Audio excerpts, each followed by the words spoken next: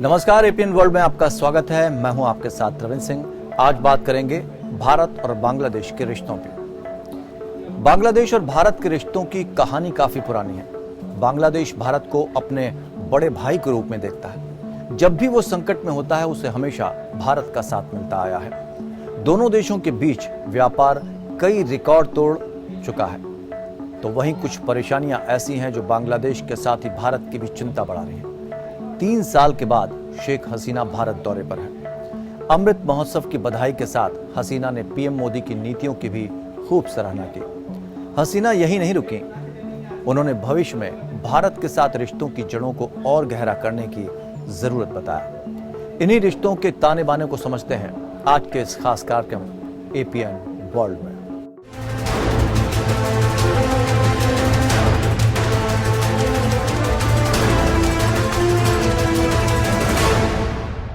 बांग्लादेश की प्रधानमंत्री शेख हसीना 3 साल बाद एक बार फिर भारत से अपने रिश्तों को नए आयाम देने के लिए प्रतिबद्ध है।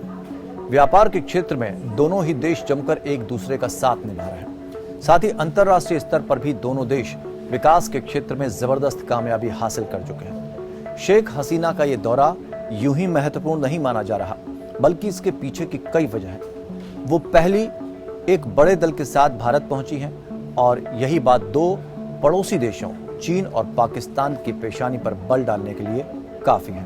आखिर क्या है इन दोनों की मुलाकात के मायने, आइए समझते हैं।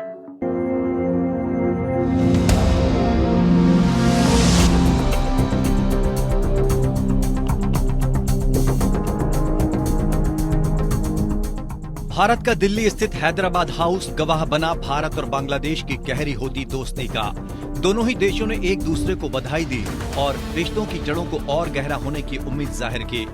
दोनों देशों ने कई समझौतों पर हस्ताक्षर किए, साथ ही परमाणु क्षेत्र में भी एक दूसरे से आपसी सामंजस्य बनाए रखने की उम्मीद जताई। प्रधानमंत्री नरेंद्र मोदी ने बांग्लादेश को चीन और पाकिस्तान का नाम लिए बिना ही कहा कि बांग्लादेश आघात करने वाली शक्तियों से सावधान रहे। आज बांग्लादेश भारत का सबसे बड़ा डेवलपमेंट पार्टनर और क्षेत्र में हमारा सबसे बड़ा ट्रेड पार्टनर है। हमारे घनिष्ठ सांस्कृतिक और पीपल टू पीपल संबंधों में भी निरंतर वृद्धि हुई है। भारत लंबे अरसे से आतंक का दंश झेलता आ रहा है। हालांकि नरेंद्र दामोदर दास मोदी के प्रधानमंत्री बनने के बाद से भारत के अंदरूनी किसी भी हिस्से में आतंकी अपनी पहुंच नहीं बना सके। पीएम मोदी के बेहतरीन नेतृत्व ने आतंकियों पर सीमाओं पर ही नकेल कस दी। पीएम मोदी ने बांग्लादेश पीएम शेख हसीना से आतंकवाद और कट्टरवाद के खिलाफ सहयोग पर भी जोर दिया। भारत और बांग्लादेश के बीच पानी के बंटवारे पर भी विरोधाभास की स्थिति बनी हुई है। पीएम नरेंद्र मोदी ने जल बंटवारे की स्थिति को भी स्पष्ट करते हुए कुशियारा नदी से जल बंटवारे पर एक महत्वपूर्ण समझौते पर हस्ताक्षर किए हैं। इससे भारत में दक्षिणी असम और बांग्लादेश में सिलहट क्षेत्र को फायदा होगा। ऐसी 54 नदियां हैं जो भारत बांग्लादेश सीमा से गुजरती हैं और सदियों से दोनों देशों के लोगों की आजीविका से जुड़ी रही हैं। ये नदियां, इनके बारे में लोक कहानियां, लोकगीत हमारी साझा सांस्कृतिक विरासत के भी साक्षी रहे हैं। ऐसी 54 नदियां हैं जो भारत बांग्लादेश सीमा से गुजरती हैं और सदियों से दोनों देशों के लोगों की आजीविका से जुड़ी रही हैं। ये नदियां, इनके बारे में लोक कहानियां, लोकगीत हमारी साझा सांस्कृतिक विरासत के भी साक्षी रहे हैं। आज हमने कुशियारा नदी से जल बंटवारे पर एक महत्वपूर्ण समझौते पर हस्ताक्षर किए। वहीं बांग्लादेश की प्रधानमंत्री शेख हसीना ने भी भारत से गहरे रिश्तों पर सहमति जताई। साथ ही भारत से भी सकारात्मक प्रस्तावों की अपेक्षा की।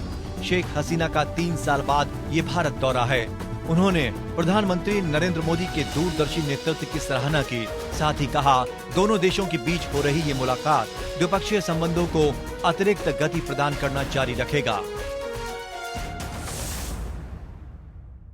हमेशा आभारी हूँ भारत के और कि हमारा देश जब स्वाधीनता और किया, जब लिबरेशन वार हुआ तो यहाँ के लोगों ने जैसा हमारा साथ थे, सपोर्ट की, और बहुत लोग उनका जितना कंट्रीब्यूशन है हम हमेशा इसको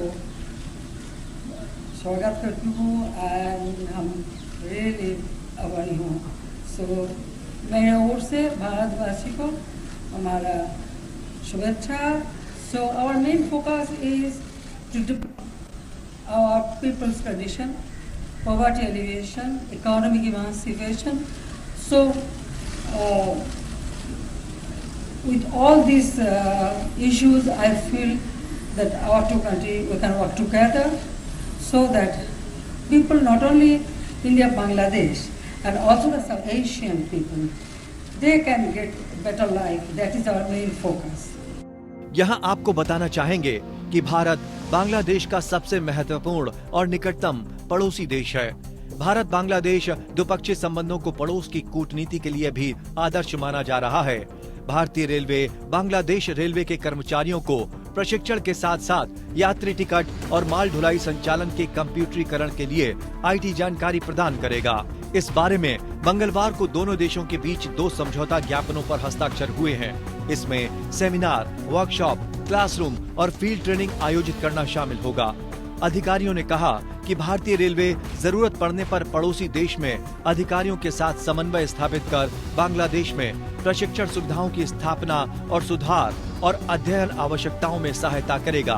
फिलहाल भारत के बांग्लादेश के साथ गहरे होते रिश्ते चीन और पाकिस्तान की आंखों की किरकिरी जरूर बन सकते हैं और बांग्लादेश प्रधानमंत्री शेख हसीना के इस भारत दौरे को भारत की कूटनीतिक जीत भी कहा जा सकता है।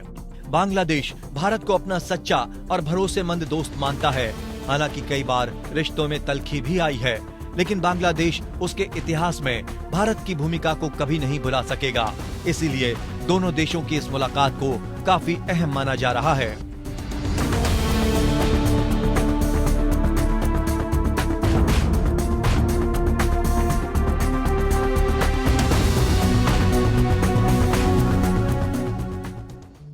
भारत एक शांतिप्रिय देश के रूप में दुनिया भर में जाना जाता है। विविधताओं में एकता की पहचान ही भारत की सबसे बड़ी ताकत है। लेकिन इसके साथ ही भारत के लिए कई चुनौतियां भी हैं। भारत चौतरफा ऐसे देशों से घिरा हुआ है जिनकी कथनी और करनी में बड़ा अंतर है और इतिहास इनके धोखों से भरा पड़ा है। इन धोखेबाज देशों की चुनौतियों से निपटने के लिए वर्तमान में दोनों देशों को एक दूसरे के साथ की बेहद आवश्यकता है।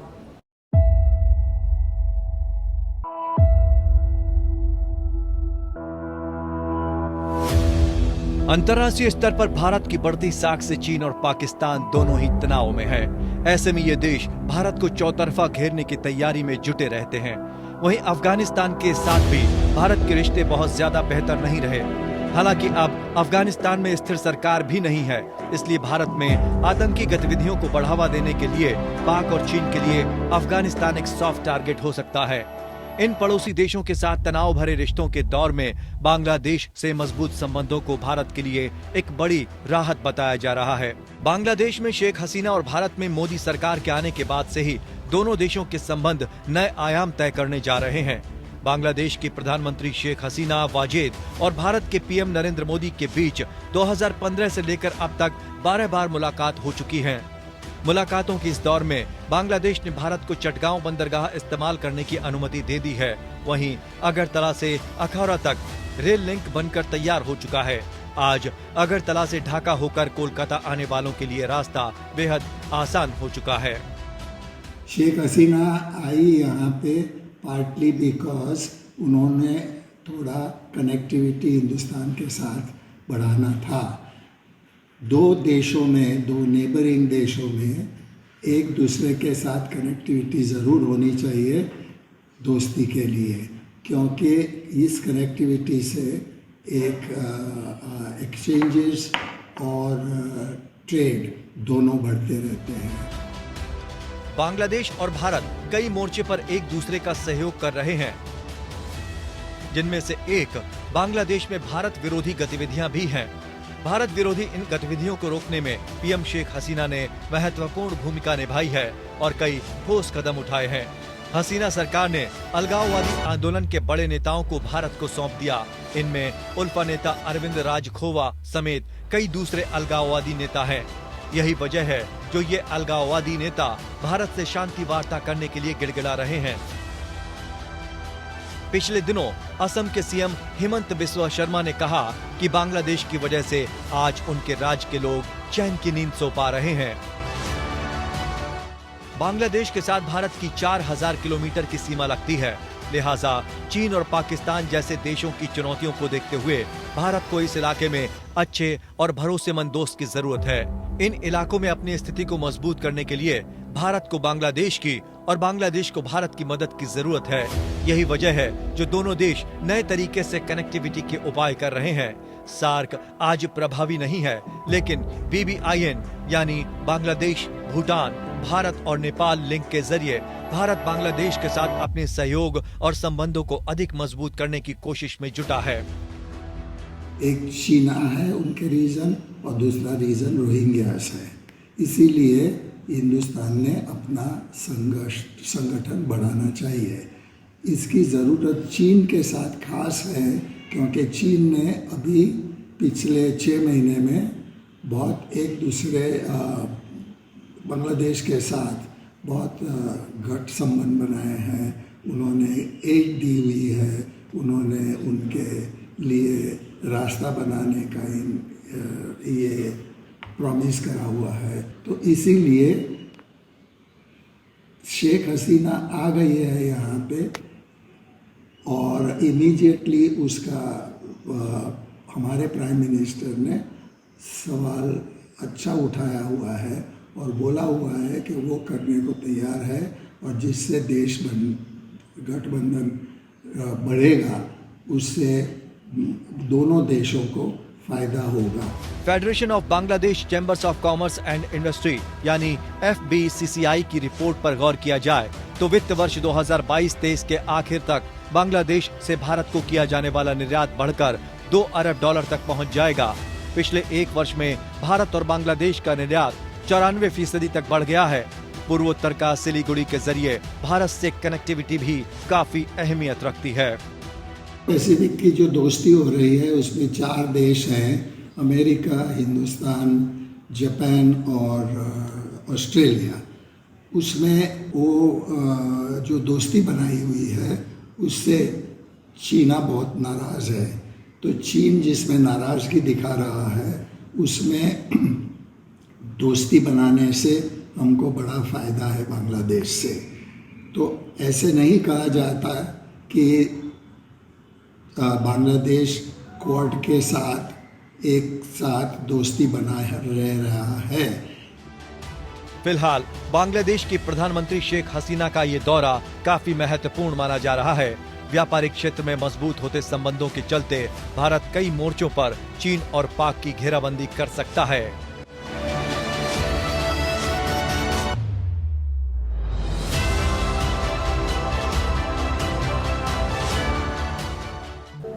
बांग्लादेश पीएम का भारत दौरा दोनों ही देशों के लिए बड़ी उम्मीदें लिए है।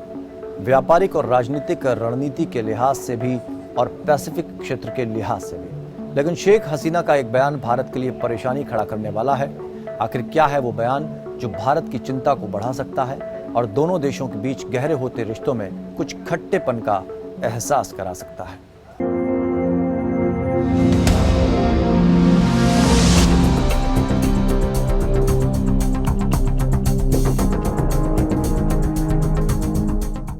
बांग्लादेश की प्रधानमंत्री शेख हसीना का भारत का ये 4 दिवसीय दौरा काफी अहमियत रखता है, लेकिन शेख हसीना के एक बयान ने भारत को परेशानी में डाल दिया है और ये बयान रोहिंग्या मुसलमानों से जुड़ा है। बांग्लादेश पीएम ने कहा कि भारत एक बड़ा देश है और रोहिंग्या की समस्या निपटाने में काफी कुछ कर सकता है। रोहिंग्या पर शेख हसीना का बयान भारत के लिए परेशानी भरा क्यों? पीएम शेख हसीना के इस बयान के क्या है मायने? दरअसल पिछले साल संसद में रोहिंग्या मुसलमानों को लेकर दी गई जानकारी के मुताबिक भारत में 12 राज्यों और केंद्र शासित प्रदेशों में रोहिंग्या मुसलमानों की आबादी लंबी समय से रह रही है। इनमें जम्मू कश्मीर, पंजाब, दिल्ली, उत्तर प्रदेश, हरियाणा, राजस्थान, पश्चिम बंगाल, असम, तमिलनाडु, तेलंगाना, कर्नाटक और केरल शामिल हैं। रोहिंग्या को लेकर भारत सरकार अपना रुख पहले ही साफ कर चुकी है।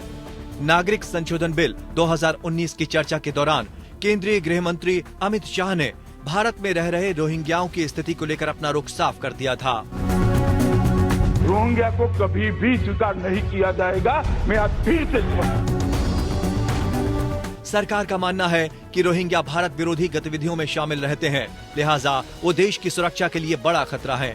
भारत के गृह राज्य मंत्री नित्यानंद राय ने एक रिपोर्ट का हवाला देते हुए रोहिंग्या मुसलमानों पर कई सवाल खड़े किए। भारत के लिए सबसे ज्यादा परेशानी की बात यह है कि वो खुद इस समस्या से जूझ रहा है, तो रोहिंग्या मामले पर भला वो बांग्लादेश की मदद कैसे करेगा।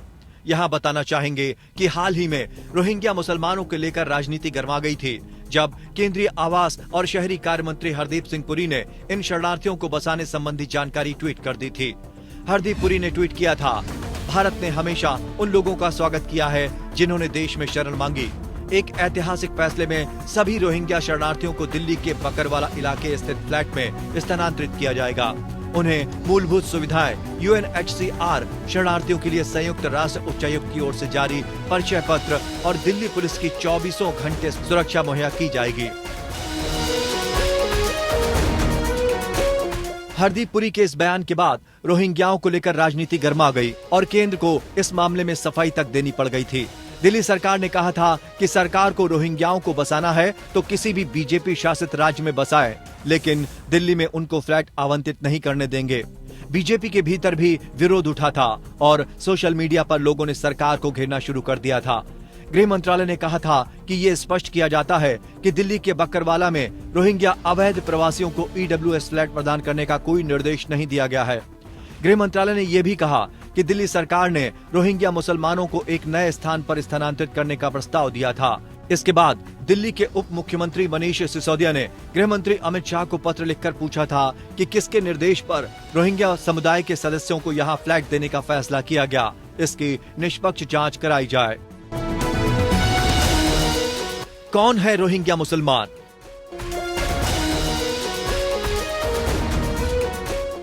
क्या है इनका इतिहास? रोहिंग्या मुसलमानों की स्थिति काफी खराब है।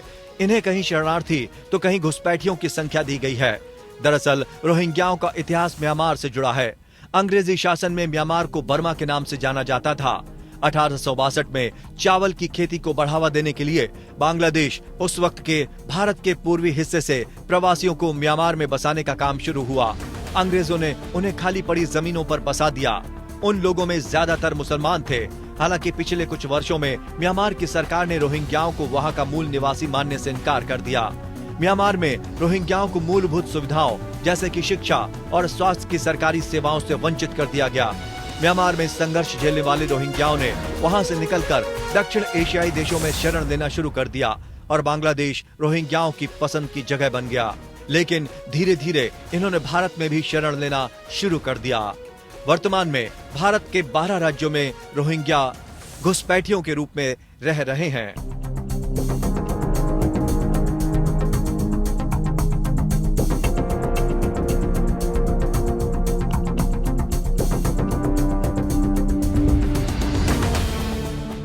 भारत और बांग्लादेश के रिश्तों की गहराई को समझने के लिए हमें इतिहास के पन्नों को पलटकर देखना होगा। दरअसल पाकिस्तान की भारत के खिलाफ की गई एक गलती ने उसे ऐसा जख्म दिया जिसकी टीस उसे आज तक है। ये कहानी शुरू हुई 1971 के भारत पाकिस्तान युद्ध से। इस युद्ध को दुनिया के सबसे कम दिन चले युद्ध के रूप में तो जाना ही जाता है, साथ ही इसे पाकिस्तानी सेना की सबसे बड़ी शर्मिंदगी के रूप में भी देखा जाता है। आखिर क्या है 1971 के युद्ध की कहानी, आइए जानते हैं।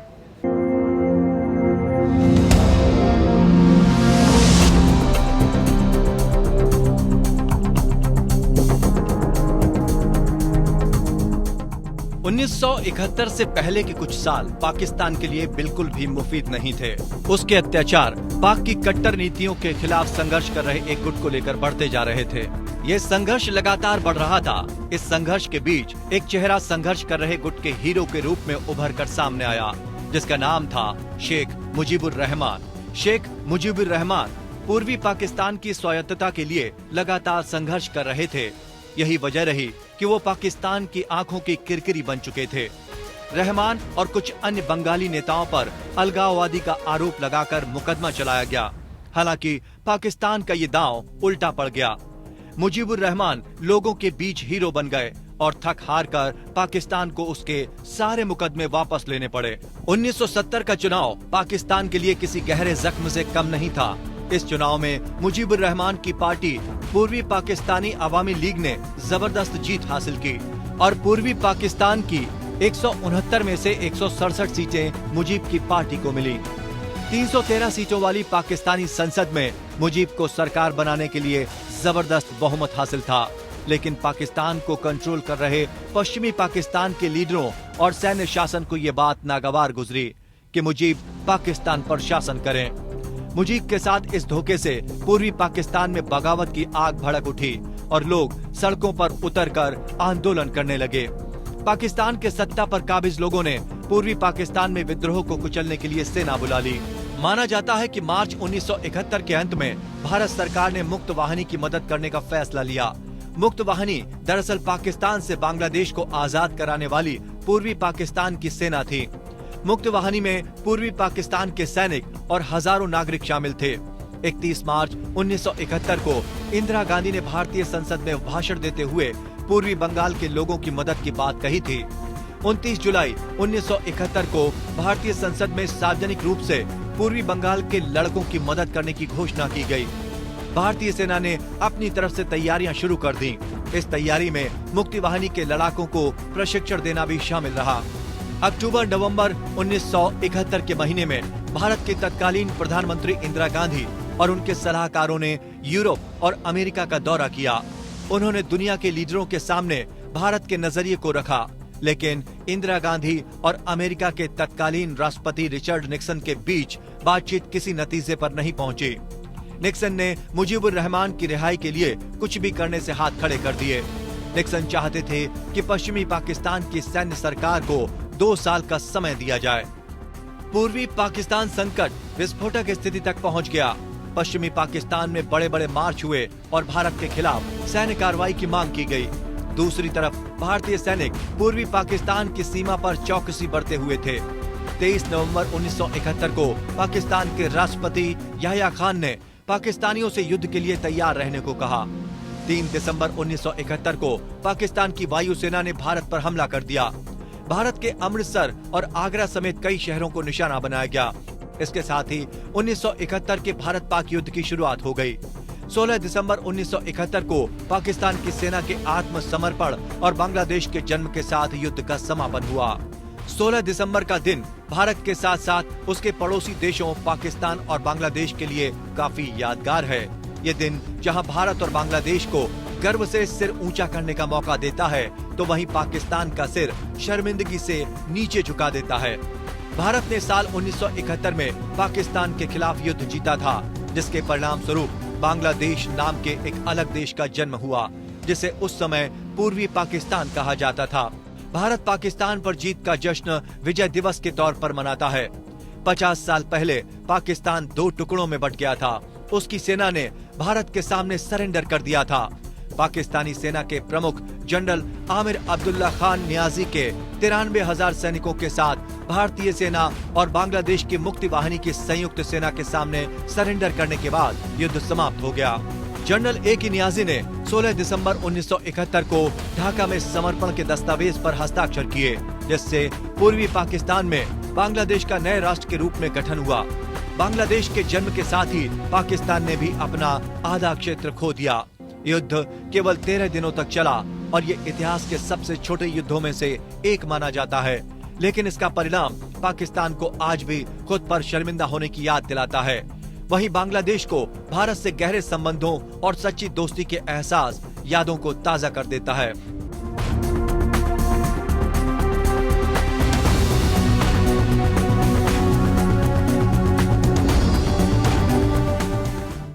फिलहाल एपीएन वर्ल्ड में इतना ही। अंतर्राष्ट्रीय मुद्दों से जुड़े इस कार्यक्रम में फिर किसी नए मुद्दे को लेकर हाजिर होंगे। तब तक के लिए नमस्कार।